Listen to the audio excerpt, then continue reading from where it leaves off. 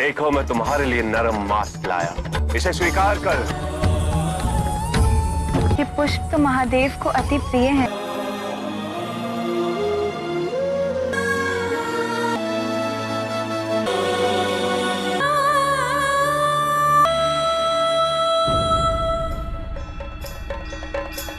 हर हर महादेव।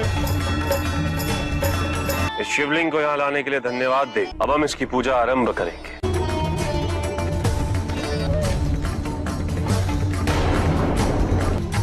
रुको, ये क्या कर रहे हो? इस पवित्र शिवलिंग पर इन दूषित वस्तुओं को क्यों चढ़ा रहे हो? ये वस्तु दूषित कैसे हो सकती है देवी? संसार में सारी वस्तुएं शिव द्वारा बनाई गई।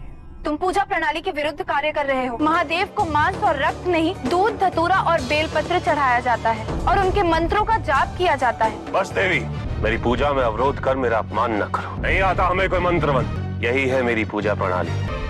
उचित है, तो अपनी पूजा अपने शिवलिंग पर करो। शिवलिंग शिवलिंग होता है देवी, हमारा या आपका नहीं। महादेव तुम्हारे द्वारा चढ़ाई हुई इन दूषित वस्तुओं को स्वीकार नहीं करेंगे। देखना चाहोगी?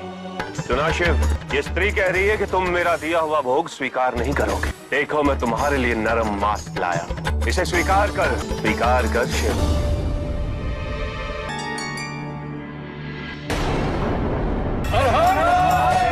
हमारे द्वारा आपकी पूजा अर्चना में जो व्यवधान उत्पन्न हुआ वो हमारी भूल थी। हमारा ये आपसे निवेदन है कि अब हमें हमारी पूजा करने का अवसर दिया जाए। इसे अपनी भूल का आभास हो गया है और क्षमा करना तो हम शिव भक्तों का आचरण है।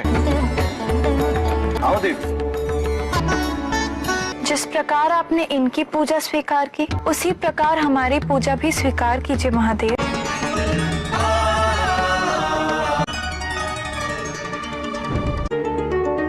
क्या कारण है कि महादेव ने आपका दूषित मांस स्वीकार किया और हमारे पुष्प नहीं? पूजा विधि से नहीं, भक्ति भाव और समर्पण से संपन्न होती है देवी। फूलों को सुंदर और पवित्र मानकर भगवान को अर्पित कर दी। इसे एक दिन वैसे ही छोड़ दो तो उससे भी दुर्गंध आने लगेगी। स्नान करने से तुम्हें अपनी बाहरी पवित्रता की अनुभूति तो होगी, किंतु शरीर में निरंतर जो मल बन रहा है उसका क्या? ये पवित्र और अपवित्र का भेद एक भ्रम है देवी। इस संसार में जो कुछ भी है शिव का है, और जो शिव का है वो शिव है, अर्थात पवित्र है। आज हमें सत्य का परम ज्ञान प्राप्त हुआ है। हमें इस शरीर भाव से मुक्त होना ही होगा।